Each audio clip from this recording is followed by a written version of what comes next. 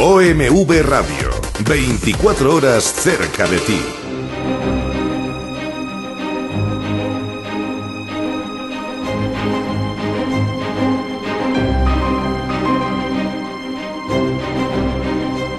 Nuevamente, su amigo José Manuel Marmolejo Delgado, como siempre, les envía un fraternal abrazo en nuestro programa Golpe a Golpe, Verso a Verso, desde esta gran estación, OMV Radio en Ecatepec.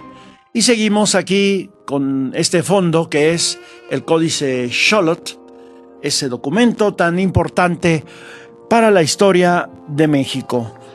Nos vamos ahora a la historia de nuestro municipio, la historia de Ecatepec, también una historia importantísima.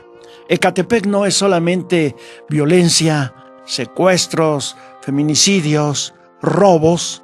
Eso es lo que ha hecho el PRI de este municipio.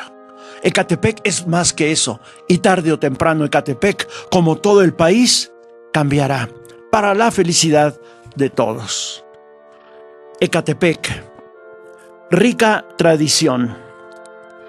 En el libro Efemérides de Ecatepec, editado por el Gobierno Municipal, Administración 2006-2009, la maestra Sánchez Valdés dice que en la época prehispánica, Ecatepec fue un punto clave para el comercio entre las regiones norte-sur de la Cuenca de México, y pronto fue integrado a la Confederación Otomí.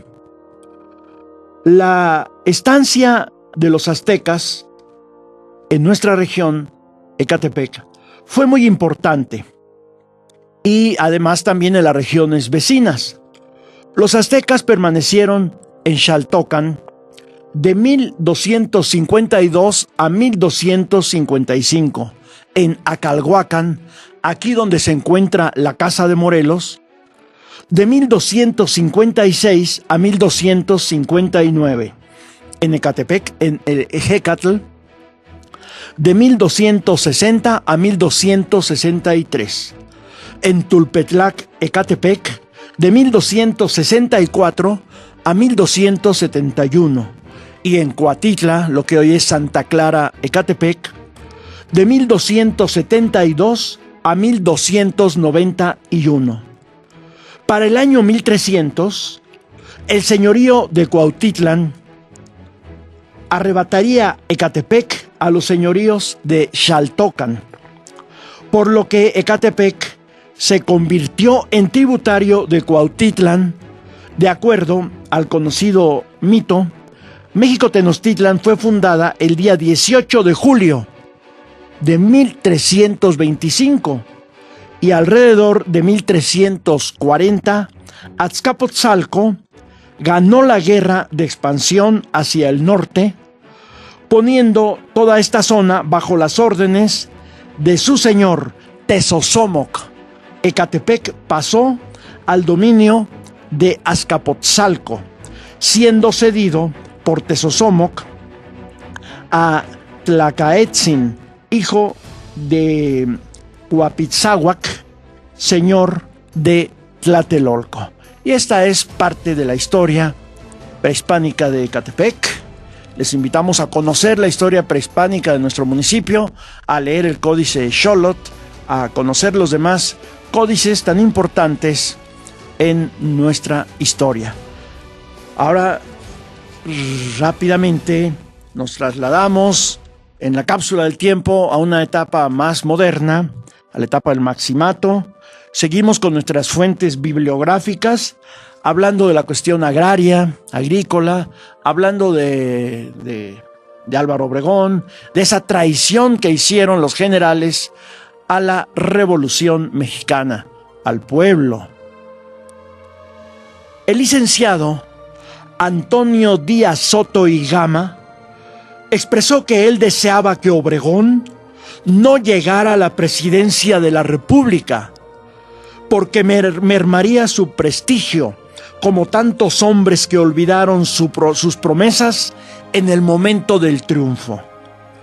el general Salvador Alvarado se manifestó en contra de la expropiación de latifundios. Incluso se manifestó a favor del fomento de la gran propiedad, de acuerdo a su obra La Reconstrucción de México, publicada en 1919, y que les invitamos a leer a ustedes. Es así como vemos que ni con Madero, ni con Huerta, ni con Carranza, ni con Obregón se cumplía una de las aspiraciones de los campesinos que hicieron la revolución: la distribución equitativa de la tierra. Manuel López Gallo afirma que como resultado de las medidas de su predecesor, Plutarco Elías Calles inició fuertemente su política agraria al principio de los 10 años de Maximato, deteniéndola abruptamente después. En su campaña electoral, Calles prometió el cumplimiento estricto del artículo 27 constitucional. Durante su presidencia, Calles repartió 3.088.000 hectáreas a 300.000 ejidatarios, que indudablemente solo fue una gota de agua en un inmenso mar. Pero la contrarreforma agraria se expresó contundentemente durante la presidencia del arbitrariamente designado sucesor de Portes Gil, ingeniero Pascual Ortiz Rubio, quien ofreció gobernar en beneficio de todos: terratenientes, pequeños propietarios, agraristas, como si fuera posible unir a los contrarios.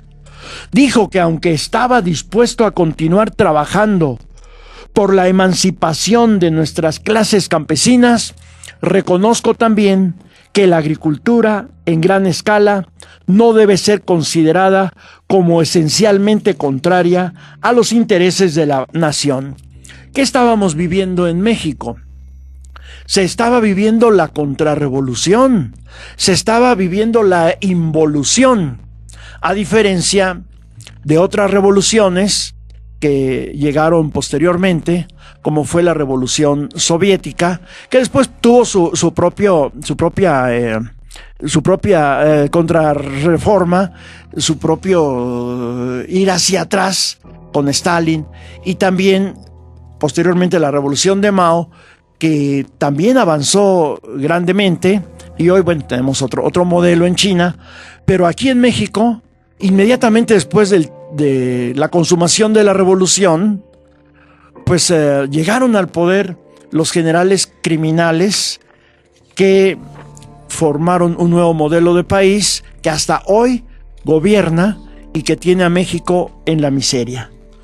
El mismo Calles declaró: si queremos ser sinceros, tendremos que confesar, como hijos de la revolución, que el agrarismo, tal como lo hemos comprendido y practicado hasta el momento presente, es un fracaso.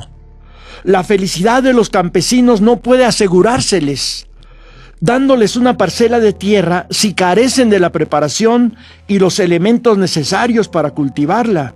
Obviamente, pero los generales ni siquiera hicieron el reparto agrario.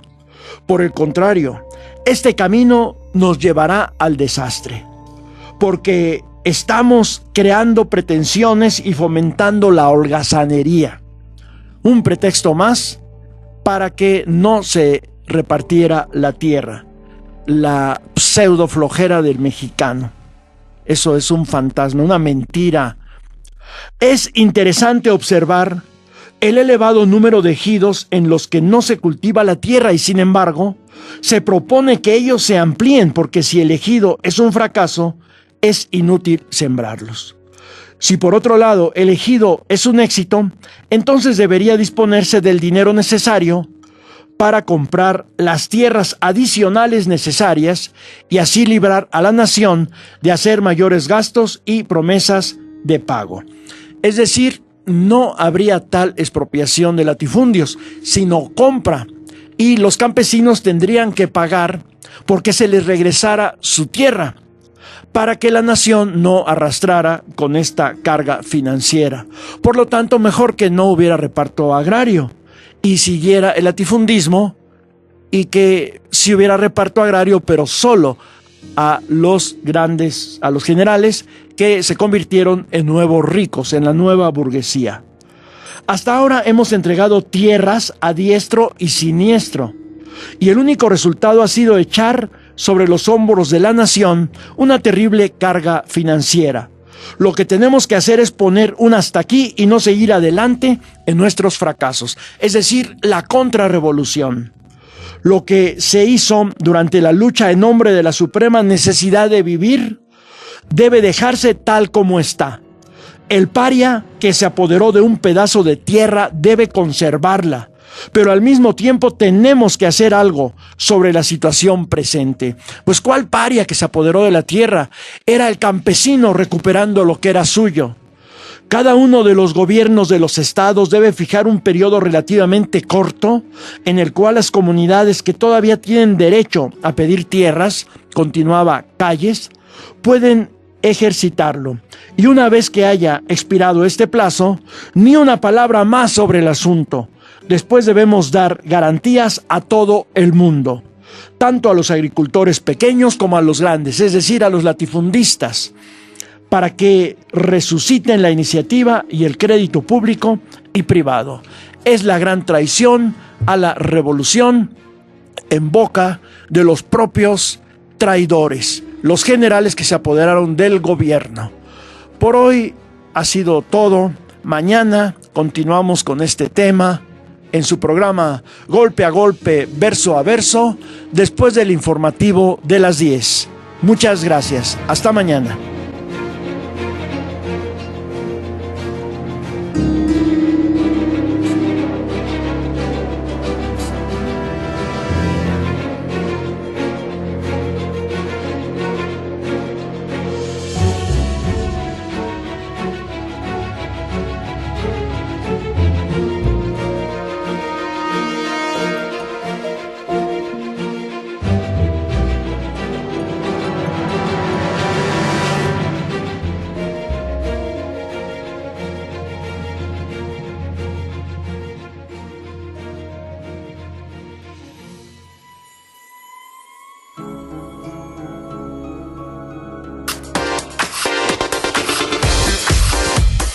OMV Radio, 24 horas cerca de ti.